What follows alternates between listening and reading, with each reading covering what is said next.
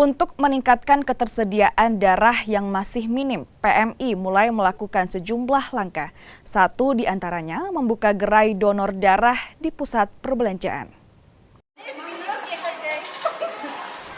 Gerai donor darah dibuka PMI Sulawesi Selatan di salah satu pusat perbelanjaan di Jalan Pengayoman, Makassar. Karyawan pusat perbelanjaan pun diberikan waktu istirahat tambahan bagi mereka yang ingin mendonorkan darahnya. Tak sampai di situ, pengunjung juga bisa mendonorkan darahnya di gerai ini. Gerai donor darah dibuka untuk membantu ketersediaan darah PMI yang alami penurunan.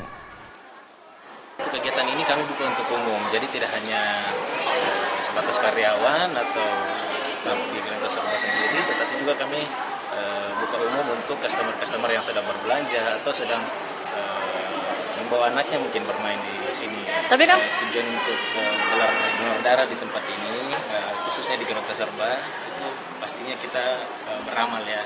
Kita beramal, bantuan sosial khususnya buat saudara-saudara kita yang mungkin lebih kesulitan mencari kantung darah. Itu kita gelar, makanya kita upayakan kegiatan ini tidak putus sekali atau dua kali saja, tapi kami kasih rutin